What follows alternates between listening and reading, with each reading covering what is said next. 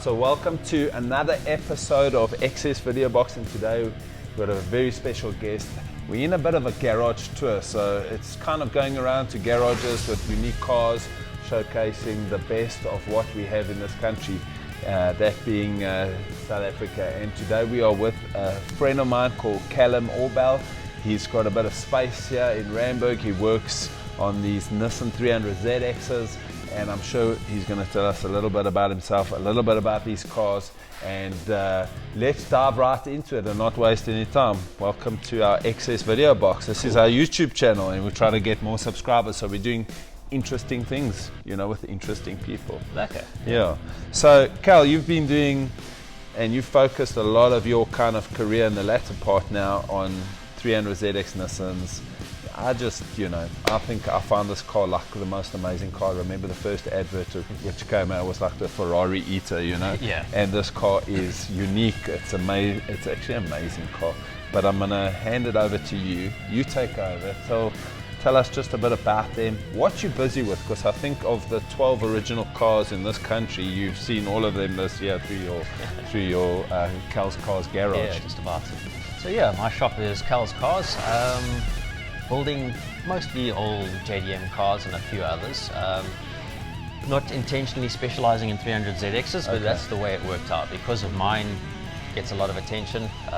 Everyone wanted to know who built it, so when I tell them I did, they end up sending me their cars. Yeah.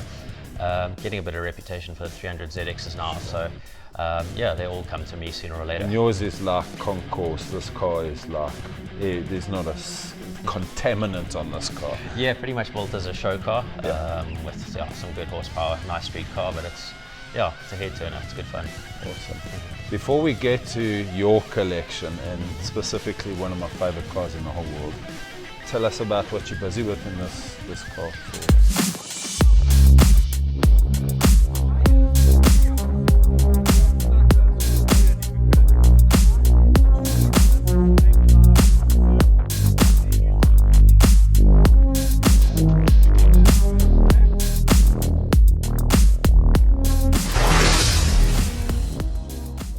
So I've got a couple here. This particular one is quite a nice original South African spec car, owned by a real enthusiast. He just wants a little bit of TLC, some attention to detail work, better management so we can get a bit more horsepower out of it, a few upgrades, brakes as well. We're going to do just modernize the car a little bit and make it as reliable as possible. Okay, well, how long does a project like this take you? I know you like super busy and you've got crazy projects on the go here. Something like this would usually take me 2 or 3 months, depending on availability of parts and how extensive the work is that we're going to do. So management will take a couple of weeks for all the upgrades, installation and tuning, then brake upgrades, and just going over the whole car in detail, making sure everything's perfect. So you mentioned, that's an important part here, like waiting for parts. Mm-hmm. All parts that you're installing are original parts, right? And as much as we what's can the get. like delay time? So a lot of it's no longer available. So they are OEM quality parts available that are remanufactured in Japan or in the States. Yeah. So a lot of the stuff we need for these cars has to be imported. So you're going to wait 6, 8, 12 weeks for the stuff to get here. Wow. If you need to import. So a car can stay in there for 3 months. It can, yeah. So try and plan ahead and order the stuff before the car gets here. Okay. But that's just the nature of working on rare cars. Yeah.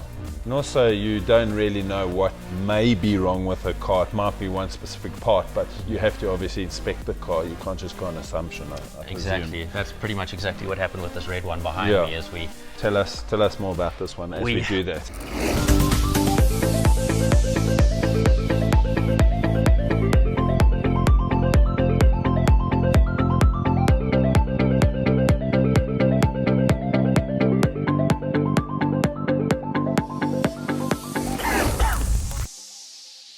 Saw this red baby behind us. Let's go there. Yeah, so pretty much what we were talking about with not knowing what to expect when you start working on a car is exactly what happened with this red one.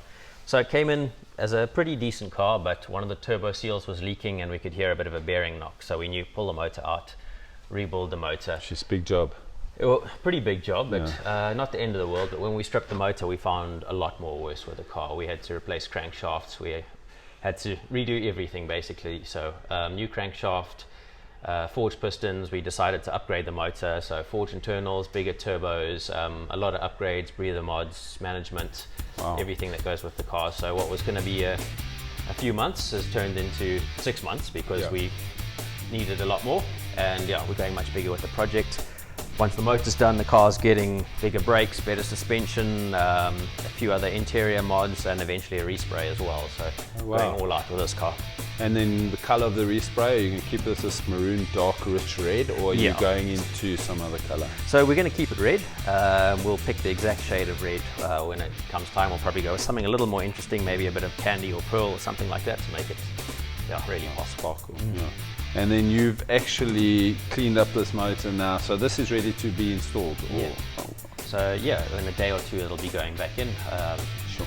Sparkling, eh? Yeah, so rebuilt everything from top to bottom, plus a few little mods to improve cooling and improve airflow and things like that to these motors. Amazing. Little things that just help them make better power and a little more reliable. Just like that you look after every part of the engine, there's like no oil on you whatsoever, or so I like to build cars like show cars, so that's why I painted just about everything we could, and tuck wiring, smooth out the plumbing, everything to make it look like. What's the end game? Is this a drag car, or is it just looking for that power just to have fun on the streets? So this is going to be a street car you can take to show, so it'll make 500-600 horsepower with the setup, depending on the final tune, and then it must just look like beautiful, pristine, and something you can be proud of. Yeah, they're keeping these new rims on the car. I was looking at them different because they're kind of like outside of the usual rims you throw into a ZX. Yeah, so I actually quite like it. They're cool. Yeah. So these BBS rims, not the traditional JDM style, but they work on the car quite nicely. So I think we're going to stick with them. Brilliant. Okay. Awesome.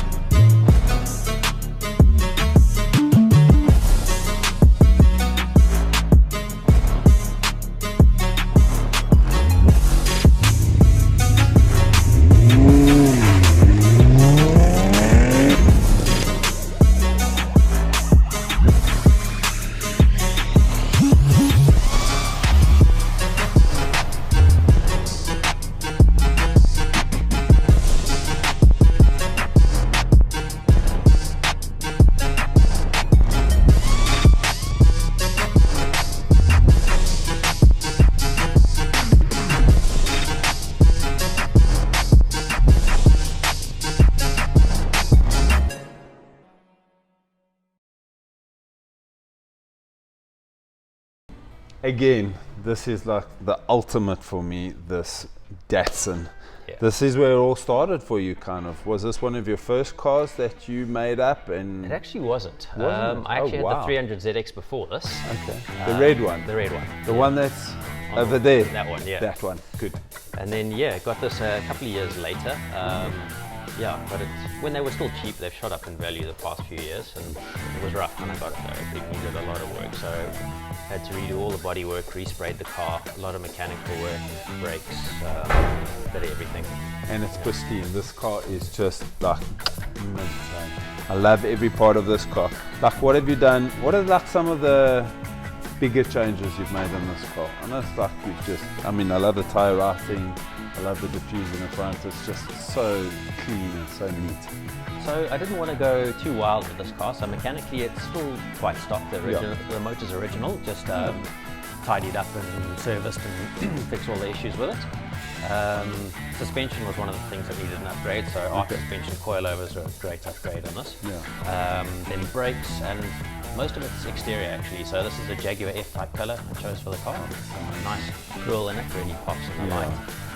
Then kind of retro styling with the little spoilers and the wheels. The rims are also little- very cool. Like, Yeah. They really match the like personality of this car. Yeah. And also kind of a show car for you, hey? It is a bit, yeah. So the interior is mint. That's one of the nice things about this being over 40 years old, to have the interior perfect is a big thing. So make the exterior look great, make it run nicely, and it's just a really cool car I can cruise with or take it to shows. Did you work on the interior, or like when you bought the car, was the interior in good condition or fair condition enough for you to get to a place? of Yeah, your the standards? interior Because I know was- your standards up here.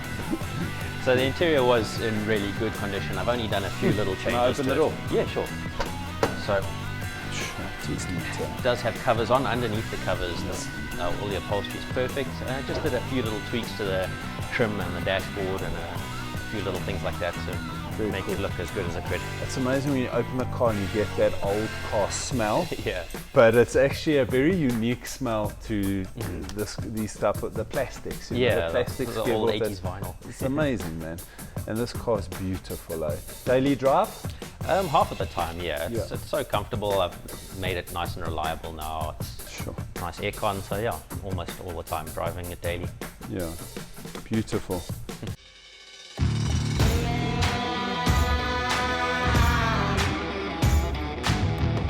Feel the rhythm, feel the ride, it's Mustang time!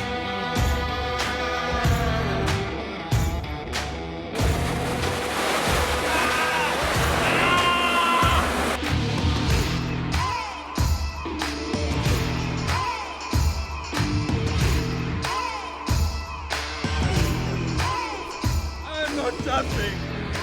This is tough!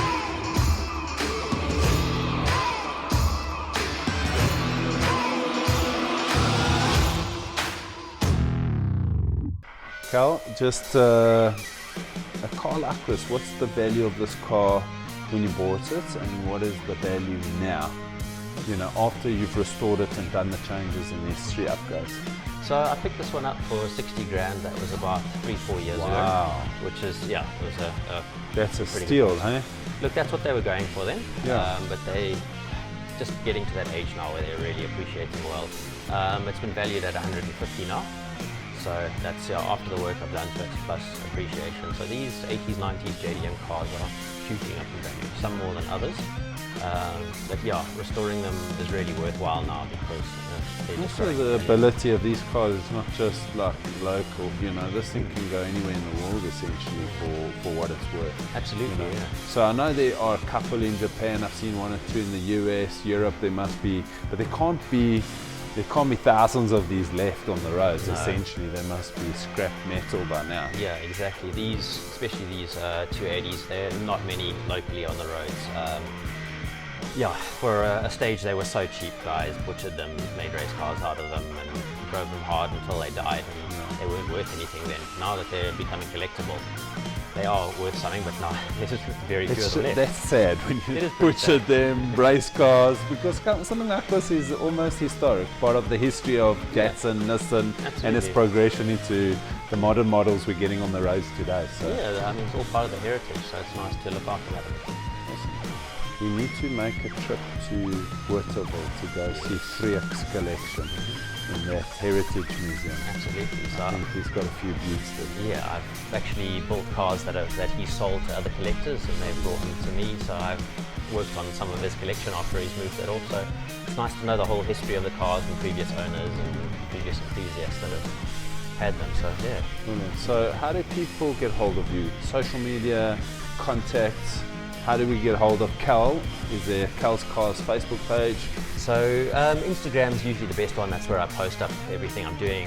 Cal's Cars SA. You can message me there, no problem. That's where most people do, and you can see what I'm working on.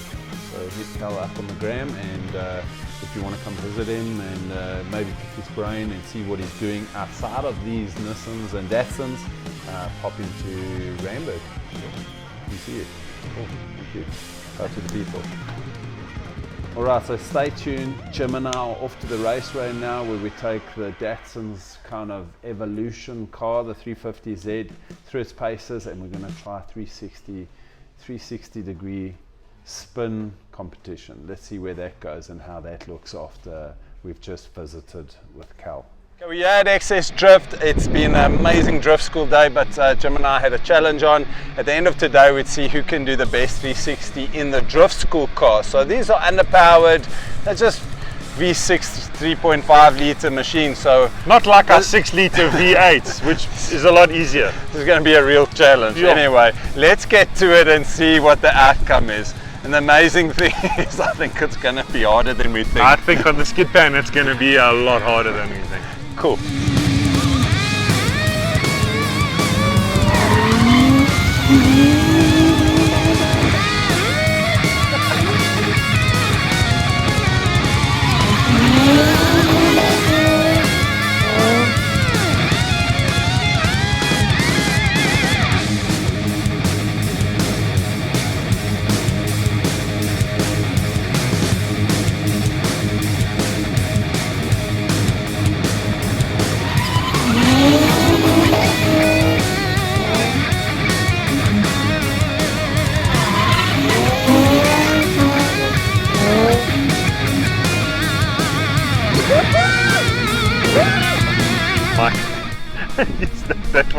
That was quite hard. I didn't enjoy that too much. So it was like a bit of a learning curve here for both of us, throwing these cars around, not getting it right. I'm so unused to the G-forces and then trying to correct them. I think I'm a control freak in the car. So at the end of the day, we have to find a winner. Yes. And the winner is... It's Warren. Warren taught us how to do this. That's impossible. Well done, Waza. You suck. When the student teaches the pro.